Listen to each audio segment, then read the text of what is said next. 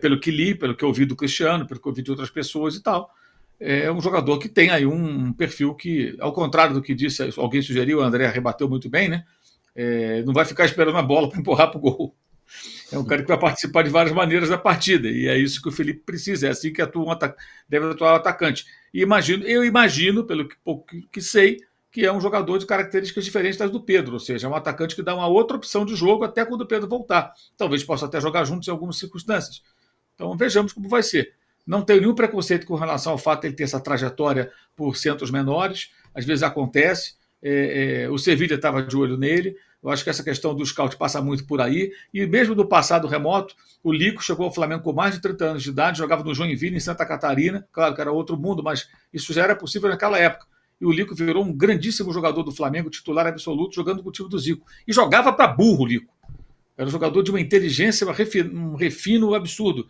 Quando ele aparece no Maracanã, eu lembro disso, de ver nos primeiros jogos, caramba, de onde surgiu isso? E a gente sabia a idade dele, como é que pode? Jogador excelente. Talvez em outro tipo de time na época ele não conseguisse, mas aquele Flamengo ele caiu como uma peça perfeita. E então isso pode acontecer. Vamos ver como ele vai sair. Não é um investimento tão alto, não é um jogador tão caro, né? O salário parece, pelo que eu estou sabendo, também não vai ser uma coisa do outro mundo, vai ser uma boa remuneração, claro. Então, acho que é uma boa tentativa. Vamos ver como vai ser. O Flamengo não está colocando também aí 20 milhões de euros em risco. Né? É uma contratação de 4 milhões, algo em torno disso. Então é um valor mais módico dentro do que é o mercado maluco do futebol hoje em dia, com cifras estratosféricas. Uma boa tentativa. Vamos ver como é que ele vai sair.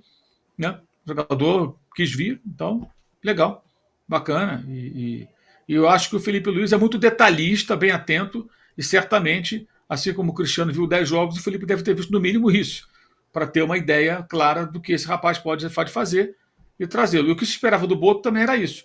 Um cara capaz de observar, junto com o Felipe, claro, jogadores não tão conhecidos, mas que possam ser úteis. Isso é o mais importante. O Flamengo tem não tem uma base, o Flamengo tem um elenco pronto, um time que foi irregular no passado, que se acertou na maioria dos jogos com o Felipe Luiz em pouco tempo, com uma perspectiva excelente de crescimento. A perspectiva do Flamengo para esse ano, se tudo correr bem, se o time seguir evoluindo, é muito boa. O elenco é muito bom, reforços vão chegar ao longo do ano com a volta de jogadores lesionados, já agora em janeiro. Então o Flamengo não precisa de nenhuma loucura, contratar. Isso aí é coisa que está fazendo o Cruzeiro. Muito mais preocupado com mídia, com isso que o André falou, em atender essa demanda dessa imprensa maluca que só quer falar de contratação, do que em montar um time.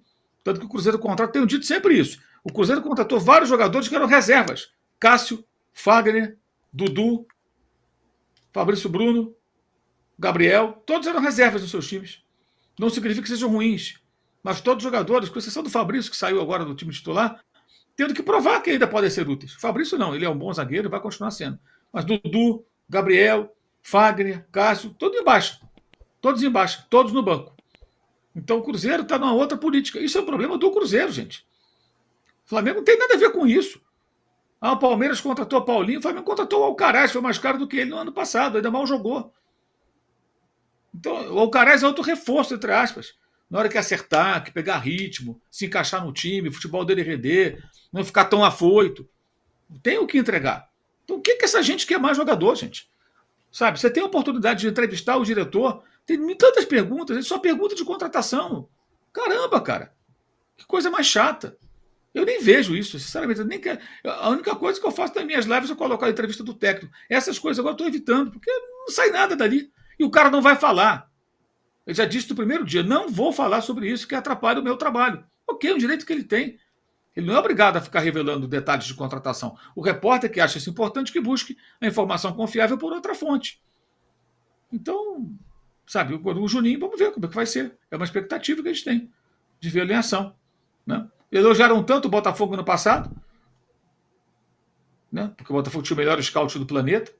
Aí o Flamengo agora traz um jogador pouco conhecido, a gente não viu ainda, vamos ver.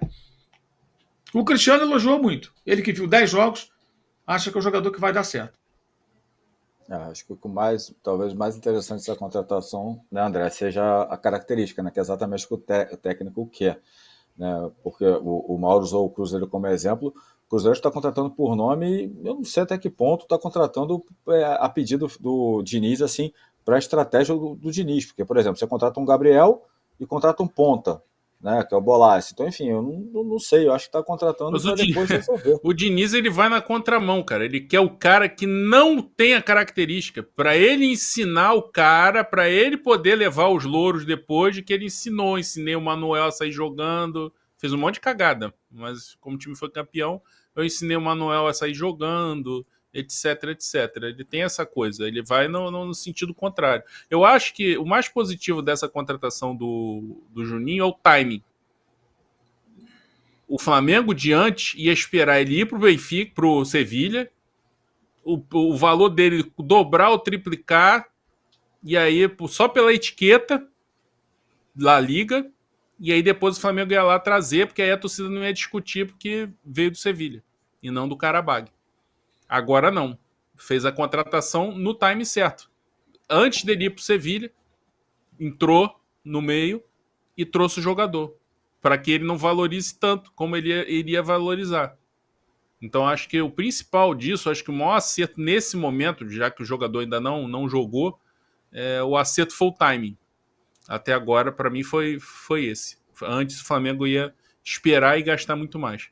Alô, tropa da S1 Live. A propaganda é a alma do negócio. Quer ver a sua marca estampada aqui diariamente na S1 Live? É só chamar agora no e-mail contato@s1live.com.